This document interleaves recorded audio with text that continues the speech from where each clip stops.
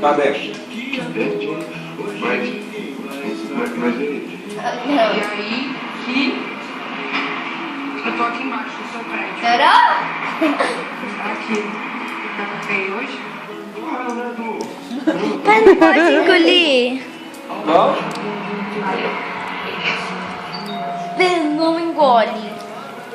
Pai, não pode engolir. Claro que pode.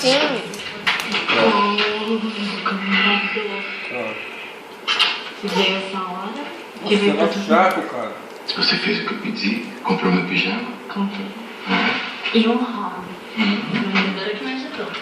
Ela disse que homens elegantes usam É bom? Não tem não. Chiclete. Ah, chiclete. Será que você se assume? Dá um pouquinho de chiclete pra vó. Manda cadastrar ela. Cachastrar. Vai cachastrar, vovó.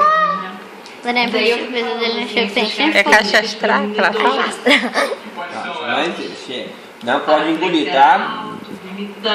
Engoliu. de braços de fora. Pai, chiclete não pode. Não tem gosto nada. Não. Tá parecendo Tá bom. Lorde, não, mas algo maior. Ah, venceu. um imperador. Você quer mais? Um rei. Pai, venceu já.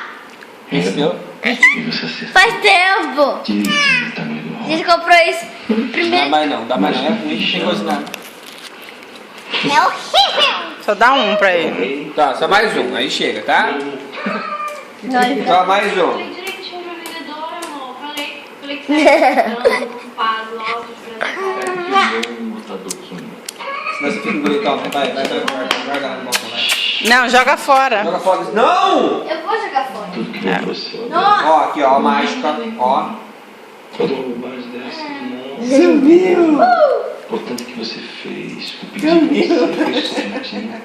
Mas fez pensando em mim. Ô, mano, banheiro, vai jogar de cocô. Pai, você não vai ter desculpa. Só você pôs. Você pôs onde ele vê, não, né? Acabou! Que bom. Acabou! Vou namorar ele, né? Toma, Pepeta. Do seu Pode comer muita chiclete, você engole. Deixa eu vender na pulseira. Terceira vez, um pouco de... Vou esquentar o papazinho. Você quer mamar? Volta. Não pode.